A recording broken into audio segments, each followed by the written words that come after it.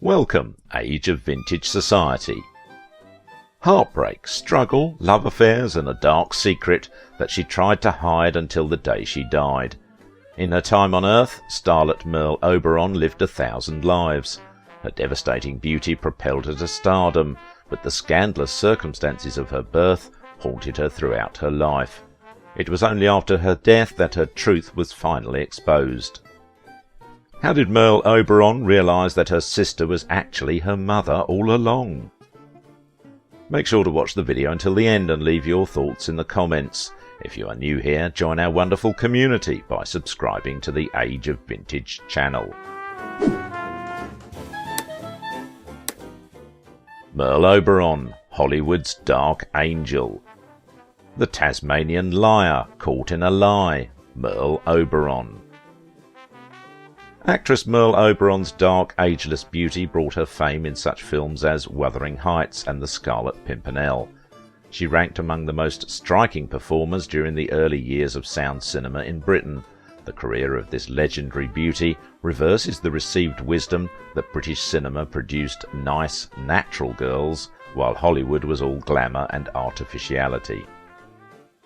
The world almost never knew the real Merle Oberon.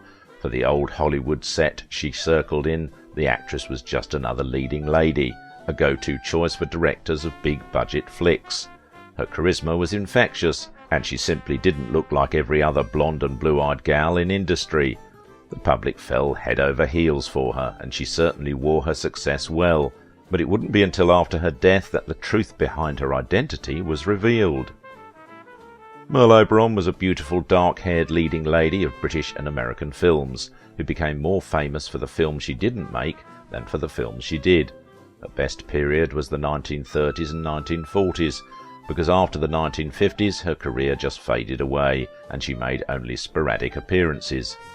Oberon was a talented and exotic actress, but could only gain just one Oscar nomination for her skills. One curious thing about Merle Oberon is that the off-screen stories about her are no less intriguing than those she acted out on screen. Merle Oberon's affairs and relationships might have set Hollywood a titter during her adult life, but the starlet was quite literally born into scandal as well. While Oberon's birth certificate lists Arthur Terence O'Brien Thompson and Charlotte Selby as her parents, in reality the truth was so much stranger and darker. Oberon went on to become one of the greatest movie stars of the era and an Academy Award-nominated actress, but to do so she rewrote her past and spurned all contact with her family, her identity and her past. The exotic-looking star married one of the biggest movie moguls from that era and starred opposite A-list leading men like Laurence Olivier. But throughout that remarkable rise, Merle kept her Indian heritage a secret, because of a harrowing secret she kept hidden from the world. Today Hollywood has actors of varied ethnicities performing starring roles, but it was once a place ruled by Caucasian actors. Casting an Indian in a leading role was unthinkable, let alone having them become a star, a la Priyanka Chopra. However, Merle Oberon did exactly that, with a catch. She spent her life pretending to be white, but a series of events, lies, men, and an obsession with controlling her own image, even if it meant bleaching her own skin, changed Oberon's path forever. Screen goddess Merle Oberon's beauty seduced Hollywood, but hid a secret she feared would ruin her future. A more unlikely beginning could hardly be imagined for the girl who would one day be one of the world's most feted beauties. Merle Oberon was born Estelle Merle O'Brien Thompson in 1911 in Bombay, British India, what we know today as Mumbai, India. Oberon's father, Arthur Thompson, was a British mechanical engineer who worked for Indian Railways. Oberon's mother, Charlotte Selby, was from Ceylon, now known as Sri Lanka, and was of mixed ancestry, including some Maori roots. As a girl and into her teen years, Oberon went by the nickname Queenie. She was given it at birth, since her arrival on this planet coincided with Queen Mary's and King George V's 1911 visit to India. Young Merle was just 3 years old when the man she thought was her father, Arthur Thompson, died during World War I. He perished on the Western Front at the Battle of the Somme, but he didn't die in combat. Instead, pneumonia took his life in 1914. She said, "I was born in Tasmania but left there when I was a child. Since my films have been circulated, several people in odd parts of Australia have bobbed up to claim me as a relation. I don't know very much about them because my family quarrelled with them some time ago." Oberon received a scholarship to attend one of the finest private schools in the city. She attended La Martiniere, Calcutta for girls in Calcutta. It should have been a step toward a better life, but it was the beginning of a nightmare.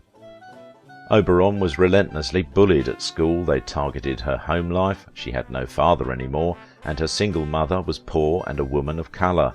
Kids always seem to know what will cut the deepest. These early years should have been some of the happiest of Oberon's life, but the bullying became so bad that she couldn't bear to attend the private school any longer. Oberon dropped out of school and began homeschooling with her mother. Despite these setbacks, this difficult time had one enormous silver lining. This was when Oberon fell in love with performing. When Oberon was just 18 years old, she met a former actor named Colonel Ben Finney at a local restaurant and began dating him. But he would soon deal her a savage betrayal. When Finney went to visit Oberon's home and meet her mother for the first time, he broke up with her. The reason?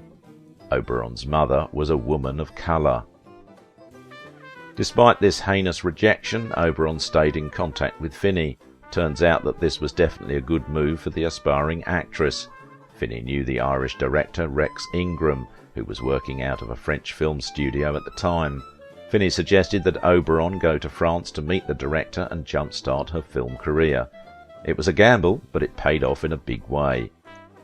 She moved to England in 1928 and quickly caught the attention of Hungarian director Alexander Korda.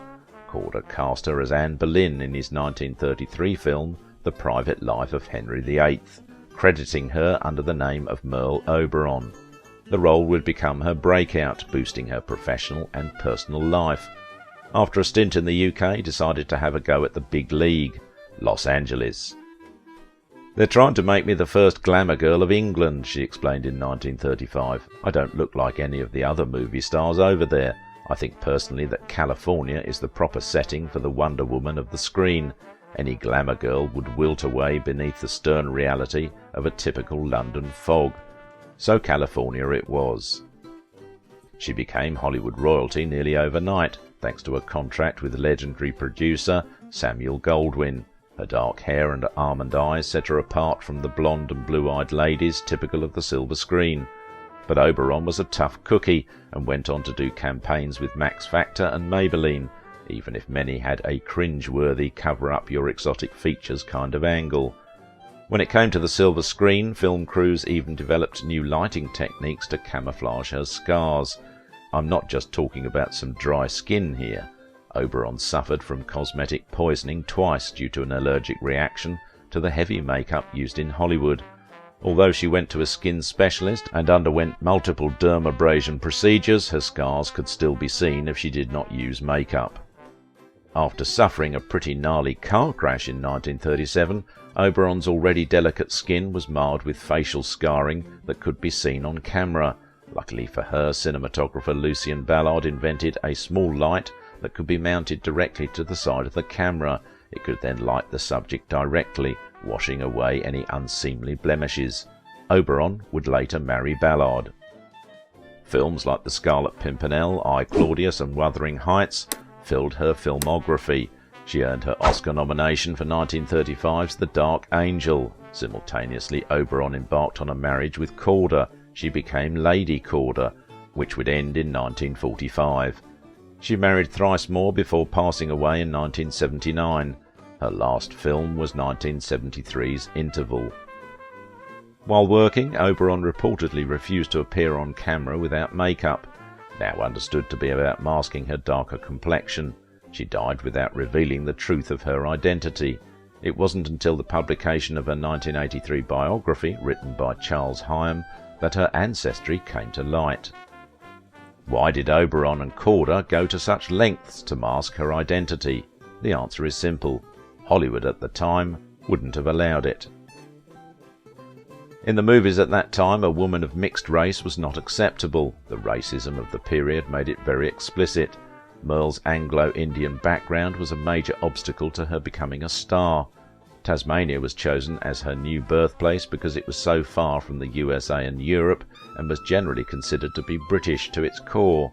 So Estelle Thompson from Bombay became Merle Oberon, a white upper-class Hobart girl who moves to India from Tasmania after her distinguished father dies in a hunting accident. Oberon was hardly the only actress working in that era to blur racial lines. John Gavin, born John Anthony Golonor Pablos, consistently played white characters before he became President Ronald Reagan's ambassador to Mexico later in life. Raquel Welch was Bolivian and refused to change her name to something more palatable for white audiences. Light-skinned black actress Freddie Washington actually used makeup to look darker-skinned on film. But Oberon is perhaps the most famous example of disguised ancestry in Hollywood. How much she knew is up for debate. Maybe Merle didn't even know who her mother was. The studio reconstructed her history, and she had to live that life story and keep living that life story. She spent her entire life hiding away her biracial heritage, in fear that discrimination would end her movie career. The stunning alabaster-skinned beauty was half Indian, a heritage she hid from the world at all costs. If pressed for details, she would demur by claiming that her birth records had been destroyed. As the years wore on, more and more people began to question her cover story, including the press, and even some members of her own family. Oberon's birth certificate said that she'd been born in Bombay to an Indian mother and a British father, but that birth certificate hid a twisted secret. Charlotte Selby, the woman listed as her mother, was actually her grandmother. Charlotte's 12-year-old daughter, Constance, was Oberon's real mother, and the starlet's real-life father is unknown to this day. How did Charlotte Selby pass a baby off as her own when she already had a 12-year-old daughter? Even though you might think that Charlotte would have been too old to pull off the lie, you'd be wrong. Charlotte herself had been an incredibly young mother, giving birth to Constance at just 14 years of age. When Oberon was born, Charlotte became a secret grandmother at only 26. Yikes. In order to avoid and prevent public embarrassment, Charlotte put her own name on the birth certificate. Oberon was raised to believe that she was Constance's sister. Sadly, Oberon spent most of her career attempting to keep this all a secret, including her mixed-race parentage. Oberon began to deny that she'd been born in Tasmania at all. Instead, she made up a convoluted story about spending some years on the island after her father fell ill. Once again, perhaps realizing that she was in a tailspin of deception, Oberon panicked, said that she was sick, and left. The press hounded her, but she refused to answer any more questions. Oberon's mixed Indian background had long been a badly kept secret in Hollywood, but in the final years of Oberon's life, one of her family members worked to expose the truth about her parentage. After Oberon's birth, her biological mother Constance went on to marry and have 4 legitimate children. All were told that Oberon was their aunt, despite the fact that she was actually their half-sister. For one of the kids, that answer wasn't good enough. It was one of these half-siblings, Harry Selby, who found Oberon's real birth certificate in Bombay. It contained a jaw-dropping revelation. Oberon wasn't his aunt, she was his half-sister. After this discovery, Oberon dealt her own brother a heartbreaking betrayal. She refused to see him. He must have understood her wishes, because he didn't discuss the truth of her parentage until 2002, when he participated in a documentary about Oberon. Well, it made her one of the 3 Indians in history to be nominated in the acting category, and the only Indian woman to this day to be nominated for Best Actress in a Leading Role. In other words, Oberon's is a story worth retelling in an industry where success for minorities is a double-edged sword. Oberon, on the other hand, remains a fascinating figure in Oscar history. She carries a unique distinction that she herself never confirmed in life, that she is the only Indian actress ever nominated for an Oscar. While inclusion remains a massive issue for the film and TV industries, it's growing increasingly hopeful that she'll be joined in the record books by another Indian actress very soon. If you liked this video, don't forget to give it a thumbs up, subscribe if you are new here, and if you want to support my work, please visit my Patreon page. Now it is your turn. What do you think about the secret life of Merle Oberon? If you think about it, her life was about a double secrecy, and no one really knew who she was.